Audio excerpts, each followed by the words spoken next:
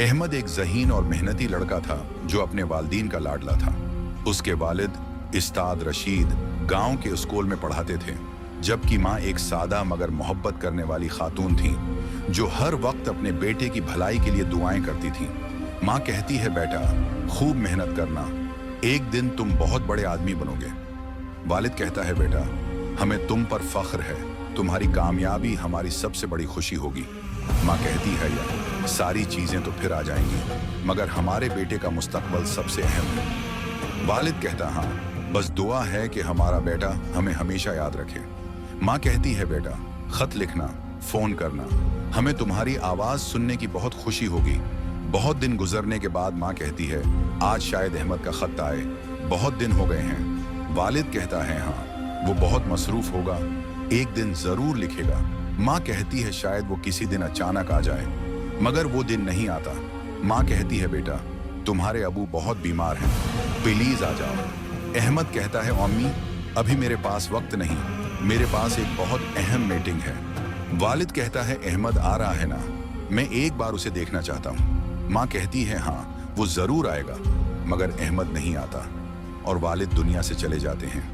माँ कहती है, बेटा तुम्हारे वालिद चले गए, मगर मैं आज भी तुम्हारा इंतजार कर रही हूँ। माँ कहती है, अहमद आ जाए तो कहना कि मैंने मरते दम तक उसका इंतजार किया।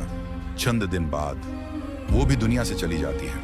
कई साल बाद अहमद गांव आता है, दरवाजा खटखटाता है, मगर कोई नहीं खोलता।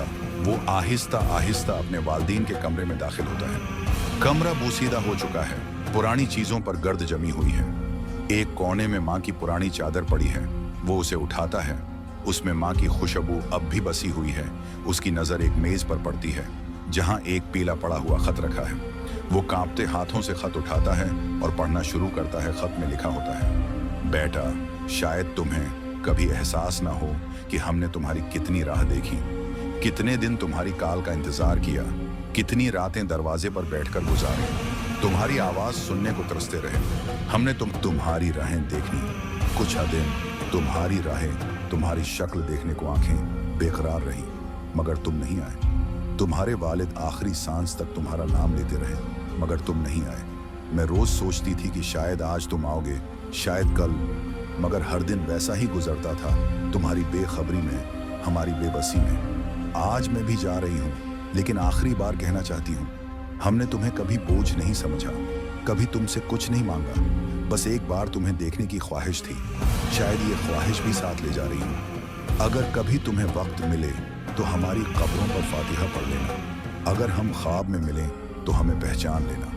खत अहमद के हाथों से गिर जाता है, उसकी आंखों में आंसू हैं, वो दीवार से लगकर जमीन पर बैठ जाता है। उसके जहन में माजी की तमाम यादें गर्दिश कर रही हैं। वो चीख कर रोता है, मगर अब कोई जवाब देने वाला नहीं।